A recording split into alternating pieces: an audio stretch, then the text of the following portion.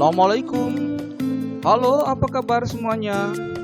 Ketemu lagi dalam video pembelajaran algoritma pemrograman. Dan dalam video kali ini kita akan membahas materi tentang logika perulangan.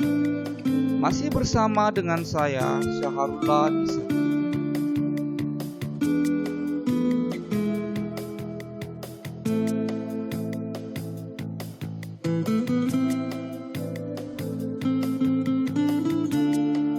Pengertian logika perulangan adalah suatu bentuk kegiatan mengulang suatu perintah atau statement atau kode program sampai batas yang diinginkan. Jumlah perulangannya yaitu sesuai yang kita sudah tentukan atau yang kita inginkan, dan biasanya berisi ekspresi atau kondisi bernilai true atau false. Jadi, dalam logika perulangan, statement atau perintah akan dilakukan perulangan bergantung pada nilai dari kondisi ekspresinya. Apabila ekspresinya bernilai true, maka akan dilakukan perulangan untuk membaca perintah atau statementnya. Analogi perulangan kita buat seperti ini biar mudah dipahami. Misalnya di sekolah biasa kita diberi hukuman oleh guru karena kita melakukan kesalahan, dan kita disuruh untuk menulis kalimat "aku tidak akan melakukannya lagi". Misalnya guru menyuruh kita menulis kalimat itu sebanyak 10 kali, dan sebelum kita menulis maka ditentukan nilai tulis atau variabelnya sama dengan 0. Ini adalah nilai awalnya, lalu kemudian kita membuat kondisi atau ekspresinya yaitu tulis lebih kecil sampai dengan 10. Artinya akan dilakukan perulangan untuk menulis kalimat "aku tidak akan melakukannya lagi" selama variabel tulis nilainya masih lebih kecil sama dengan 10. Lalu kita buat stepnya yaitu tulis plus plus, sehingga nilai dari variabel tulis akan ditambahkan dengan 1 selama dilakukan perulangan. Setiap perulangan itu dilakukan, maka variabel tulis nilainya selalu ditambahkan 1. Ada 3 bagian di dalam perulangan yang memegang peranan, yaitu nilai awal, kondisi atau ekspresi, dan stepnya.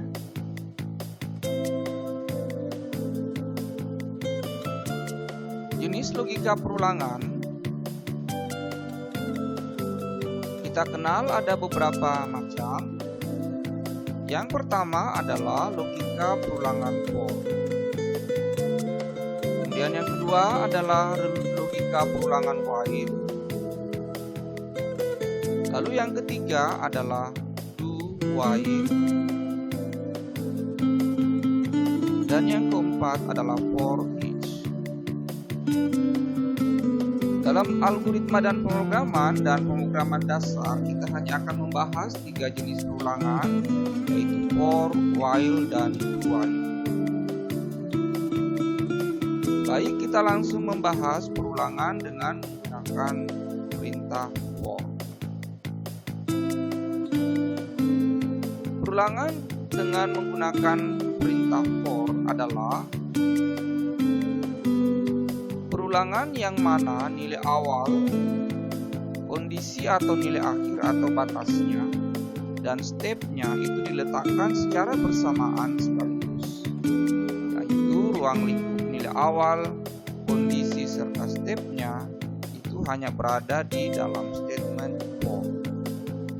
Seperti bentuk perulangan for berikut ini, yaitu for, kemudian dalam kurung nilai awal kita tentukan berapa nilai awalnya. Kalau dalam contoh ini kita tentukan nilai awalnya sama dengan 1. Lalu batasnya atau kondisi dilakukan perulangannya adalah nilai awal lebih kecil sama dengan 1. Artinya apabila ekspresi ini bernilai benar, maka dilakukan perulangan. Artinya jika nilai awalnya masih lebih kecil atau sama dengan 5, berarti ekspresi atau kondisinya benar. Kemudian kita buat stepnya yaitu nilai awal plus plus. Ini kita sebut dengan increment. Kalau nilai awal minus minus berarti dilakukan pengurangan. berarti kita sebut dengan decrement.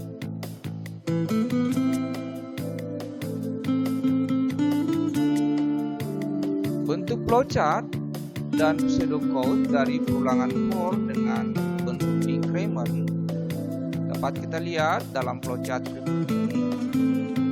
Setelah terminator mulai, kemudian kita buat preparation dengan menyiapkan dua variabel, yaitu variabel batas dan variabel nilai awal. Lalu kita baca atau input berapa nilai batas perulangannya. Setelah itu kita set, kita tentukan nilai awalnya sama dengan 1. Kondisi perulangannya adalah nilai awal lebih kecil sama dengan batas. Artinya, jika nilai awalnya masih lebih kecil atau sama dengan nilai dari variabel batas, maka kita akan melaksanakan perintah cetak nilai awal atau variabel nilai awal, nilainya dicetak. Lalu setelah itu kita lakukan increment atau step dengan nilai awal plus. Berarti nilai awalnya kita tambahkan 1. Jadi kalau diperhatikan pada deskripsi awalnya di mana kita set nilai awal sama dengan 1, berarti jika nilai awal plus, maka selanjutnya nilai awalnya sama dengan 2. Nah, selanjutnya kita tanyakan lagi kondisinya. Apakah nilai awalnya lebih kecil sama dengan batas? Karena nilai awalnya sama dengan 2, jika nilai batasnya masih lebih besar dari nilai awal, berarti dilanjutkan lagi atau dilupuk lagi untuk membaca perintah cetak nilai awal. Setelah itu dilakukan lagi step increment into nilai awal plus. Tapi jika nilai awalnya bernilai salah, artinya nilai awalnya sudah lebih besar dari nilai dari batas, maka algoritma flowchartnya akan selesai. Adapun bentuk pseudocode dari perulangan for dengan incrementnya, yang pertama kita tulis dulu judul algoritmanya, itu algoritma perulangan cetak nilai awal. Lalu di bagian declaration kita declare integer batas dan nilai awal. Setelah itu di bagian implementation input nilai dari variabel batas. Kemudian kita set nilai awalnya sama dengan 1. Lalu bagian perulangannya adalah for dalam kurung nilai awal to batas, kemudian do. Lalu cetak nilai awal dengan perintah display nilai awal dan tutup perulangan for-nya dengan menggunakan for. Jadi kalau kita menulis pseudocode dengan perulangan for dengan model increment, jadi di sini kita menggunakan kata nilai awal to batas. Nah, nanti kita lihat perbedaannya kalau kita menggunakan model decrement. Untuk flowchart dengan menggunakan model decrement, setelah kita input nilai batasnya berapa, lalu nilai awalnya kita tentukan sama dengan nilai dari variabel batas. Lalu kondisinya atau ekspresinya apakah nilai awal masih lebih besar atau sama dengan 1. Jika benar, maka laksanakan perintah output cetak nilai awal, lalu kita buat decrement. Decrement itu berarti nilai awal minus 1. Setelah itu kita looping atau kita ulang lagi. Setelah nilai awalnya dikurangi tadi 1, maka pertanyaannya apakah nilai awal masih lebih besar atau sama dengan 1. Jika salah, maka algoritma flowchartnya akan menuju ke terminator selesai. Nah, sementara itu bentuk pseudocode-nya yang membedakan dengan model increment itu terletak pada kata to atau for nilai awal to batas. Kalau decrement kita menggunakan for nilai awal down to, bukan to, tetapi kita menggunakan kata down to batas. Karena yang terjadi adalah melakukan proses pengurangan. Nah, kita lihat bentuk pseudocode-nya secara lengkap. Yang pertama kita tulis judul dari algoritma pseudocode-nya, itu algoritma perulangan cetak nilai awal.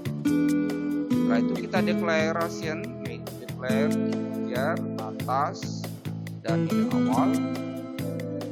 Kemudian di bagian implementation kita input atau kita baca nilai batas, set nilai awal sama dengan batas. Ini bukan 1 ya, tetapi sama dengan batas. Lalu di bagian loopingnya for nilai awal kita pakai kata down to, jadi bukan to. for nilai awal down to 1, lalu setelah itu display nilai awal dan tutup for-nya dengan end for. Sekian dulu video kita kali ini yang membahas tentang konsep logika perulangan dan perulangan for. Jika ada pertanyaan, silahkan ditanyakan di kolom komentar dalam video ini, atau bisa juga kita tanyakan melalui forum diskusi grup kita. Seperti biasa, jika video ini bermanfaat, maka boleh di-share ke teman-teman kalian, biar teman-teman kalian juga bisa belajar tentang algoritma dan pemrograman. Oh iya, seperti biasa pula, jangan lupa tersenyum, jangan lupa bahagia. Terima kasih. Assalamualaikum warahmatullahi wabarakatuh.